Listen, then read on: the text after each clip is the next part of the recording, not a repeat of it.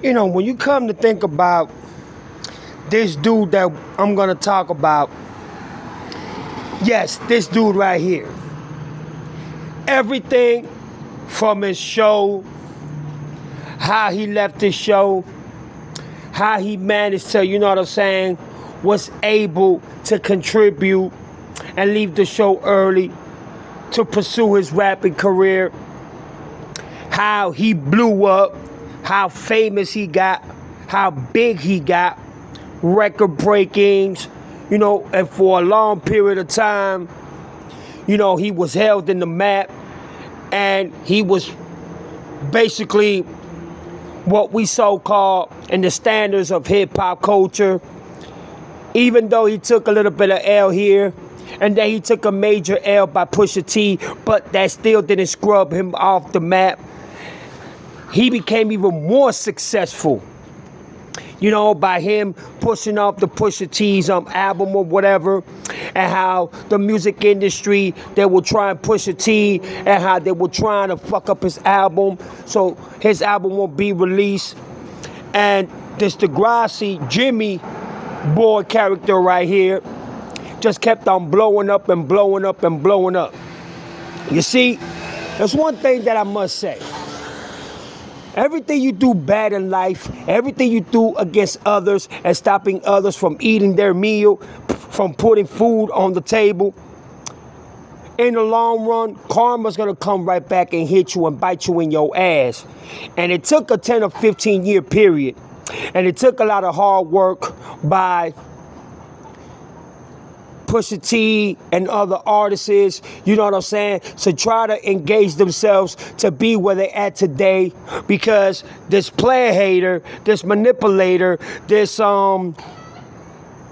culture vulture that wanted to be accepted as a black artist and as a black rapper and as a black person, always had this jewel persona that it was just a matter of time before it came out. You see, he got so infatuated with himself. He got so engaged with himself. He got so selfish and so obtained to the utmost high, to the Rushmore, to the top of the mountains, that he never expected to see defeat or be defeated or be embarrassed or humiliated or be taken out the box and out the map the way that he is today. And for many years, a lot of artists, a lot of rappers, a lot of pop stars, they felt cheated. They felt like they want to be able to top this man or get this man off the map, or practically even have a scratch of an inch to even get this man away from the scene itself. But you see, he himself did it in a way where not nobody had to do it for him. He himself, throughout the years, slowly but surely, started exposing himself for the selfish, manipulated, bastard, egotistic, narcissist, and pedal to the metal, and the whole 9 yards that he's always has been. And it all started with this show. And the reason why I say it's with this show, because remember, this is where he shows his other side. And I don't want to talk about it because I don't want my YouTube channel being, terminated. But this is where he showed his other side, besides from this right here. It's the little secrets, it's the little things that the fans from your favorite rapper or whatever the case may be that they don't want to see. But slowly but surely, he started showing this. But people couldn't grasp it, or people ain't want to see it, or people ain't want to understand it, or read it, or grasp it, or try to come to a perfect understanding that this is exactly who this man was always. So you see, by you giving him that leverage, his own exposure came out towards himself. He's the one that did it in a way where I said before, nobody was expected for him to be able to disguise himself and basically put himself in that category where he will expose himself to a level where nobody wanted to come to accept it, because let's be real here. Drake has so many fans and he has so many people that had his back that nobody wanted to believe anything from what the spectators or the criticism or the critics or anybody was talking about him. So as his career started adapting more into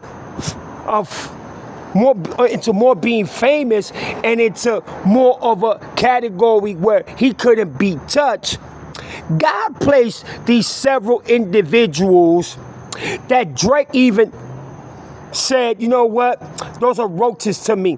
They can't step me, they can't do me, they can't outshine me, they can't disrespect me. When in reality, God already had it all planned out, figured out, because God knew that he himself was going to degrade and put himself in this circumstance and pedestal where he's at today. And more people started exposing him, and more people that were his fans stopped being his fans because they were calling him out for his behavior towards M's. I don't want to go through all the specifics, but y'all know what I'm talking about. And also the way he disrespected women, though his way of being a kind of like a stalker and a man that disrespected every single woman that he ever went out with because he felt that they should bow down to his knees because of his, his familiarity and just him being at the number one spot for so long. Well, it got to the point where God put this individual that for a certain amount of years, him and Drake were throwing subliminals for years. But he really called them out on the song Control.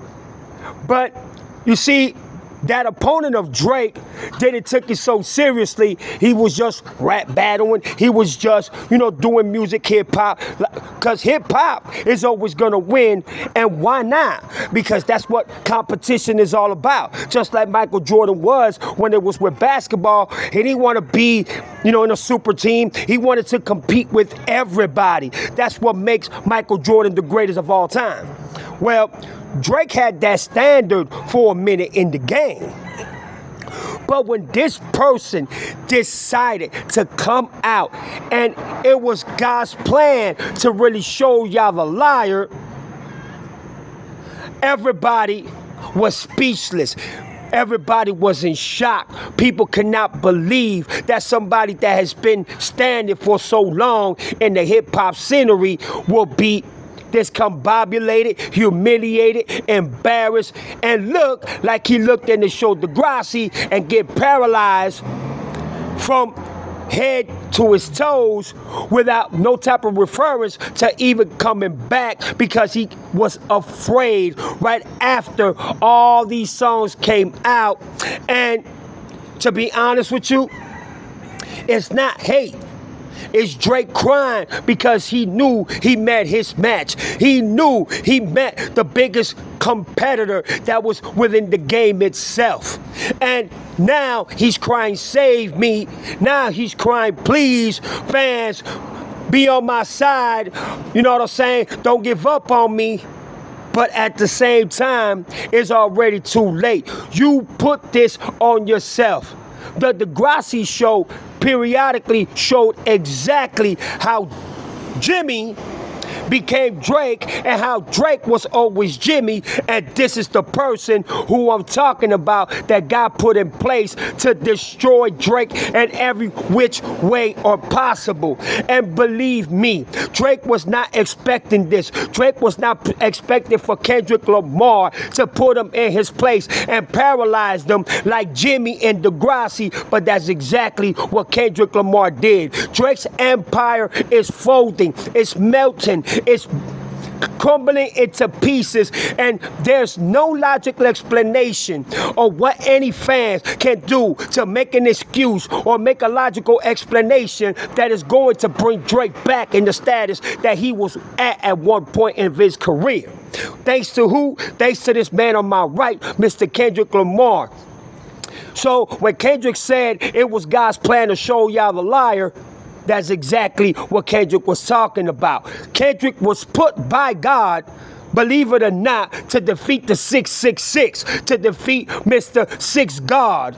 You know what I'm saying? And I'm going to tell you, it is phenomenal how K-Dot was put in place, was put in this position. And for many years, it was already not orchestrated. It was planned for Drake to have this fall and to drastically and tragically and embarrassingly fall to these measures. Because I'm going to tell you something, and I always say this. What is up must come down. Not everything that is up always stays up. You have to learn how to start elevating, because you will be taken out of that stardom. You will be taken out of that #1 spot, like Ludacris says. You will be taken out of that map. And how do you develop? How do you prepare yourself? You know what I'm saying? To be willing to accept the fact that you can't be on top forever. Drake did not prepare for that. Why? Because it was God's plan to show y'all the liar. It was God's plan to show y'all Drake's downfall. It was God's plan to show y'all that everything that Drake has said about his career, about how he made it, about starting from the bottom, and also and how he was never going to fall, because he said, if I ever fall or if I ever lose to this rap history or rap industry, I will self-destruct. And we are watching Drake self-destruct in every way which possible that we can think of. And who used that word? He even put it on the movie, Mr. 50 Cent himself. And 50 is a supporter of Drake. Have you seen 50 talk about Drake anytime or even be on Drake's side ever since this embarrassment and downfall of Drake has been happening? No. Where are Drake's supporters at? Where are all the people that supported Drake throughout the beef when they thought that he beat Kendrick Lamar, that Kendrick Lamar ain't had nothing on him? Well, Kendrick Lamar now has been nominated for 9 Grammys. 9. And if he wins all 9, he'll have more Grammys than Kanye and Jay-Z put together. You understand what I'm saying? And that's something that I know Jay-Z and Kanye do not want to see. And it's how fast, if he does win,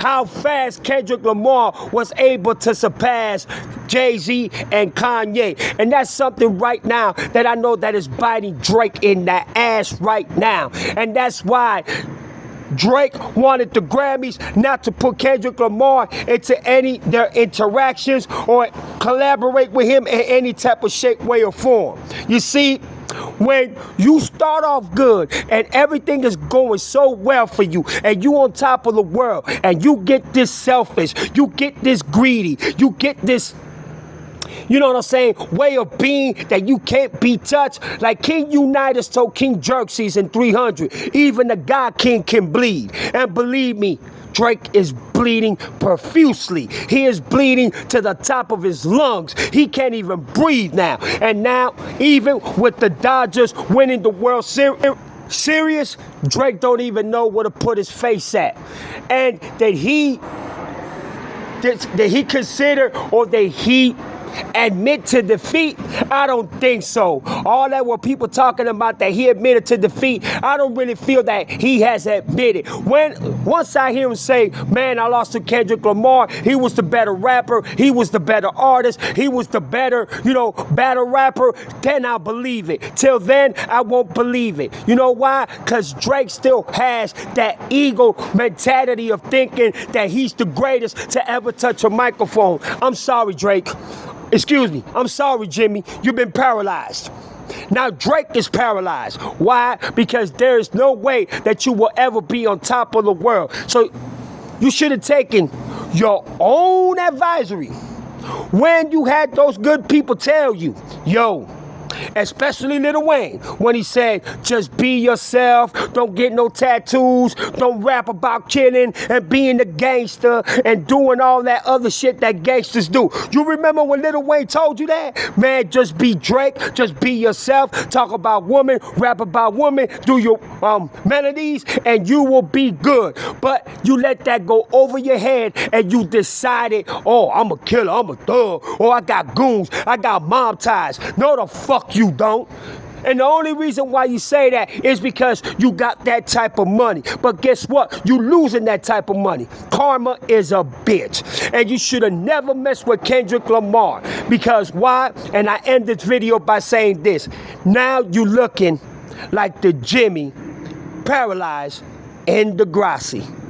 This is your boy Chico Black, a.k.a. Jaloso. Y'all go ahead and let me know what y'all think about this video, and we'll go from there. Y'all take care. Y'all have a beautiful Sunday, and we'll go from there. Y'all go ahead. Peace. I'm out of here.